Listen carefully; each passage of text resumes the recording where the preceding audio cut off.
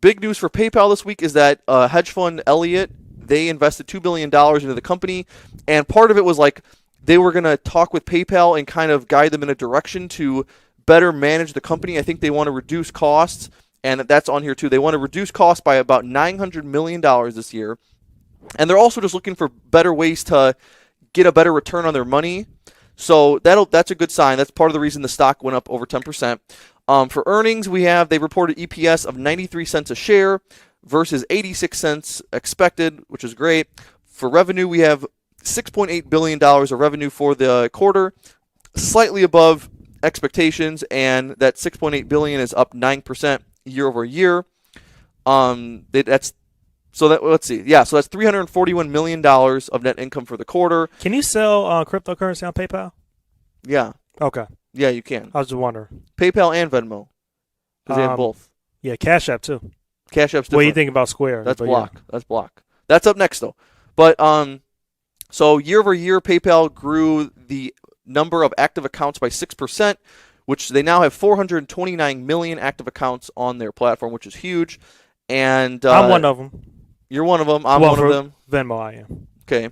And then finally, they announced a new $15 billion share buyback program, and this is coming 4 years after kicking off a $10 billion program. Yeah, so my question is, how does this PayPal's buyback program even work? So they're saying they're going to invest $15 billion back into the company and buy back their own shares over the course of, it could be a year, it could be 2 or 3 years. I'm not exactly sure, but 15 billion is a huge number. It's a lot of money. That's you don't hear many companies do that. That's like there's not that many companies that can buy back that much. It sounds like the stock's going back to 200. Right. And so let's do simple math on this. So let's say PayPal is, what's the market cap here?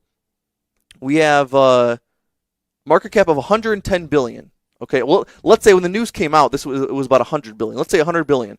So you have Elliott. The hedge fund put in $2 billion. That's 2% up for the stock. Then you had, if PayPal buys back $15 billion, that's 15% up. So that's 17% in the stock price, an increase in the stock price you're going to have right there. So that means the stock should be, easily $117. Then just based off of that news, you're going to have all the different investors looking at that saying, oh, I got to jump in this too. So then, that's why I think PayPal easily get back to $200, how you said. Yeah, and also like that the active users is up 6% too. So yeah, that's a good thing. That's a good thing too. 430 million accounts. That's almost. Let's see. What is it? That's like. What is that? I'm not good at math. Let's say that's like 6% of the entire planet. Okay. Yeah. I guess.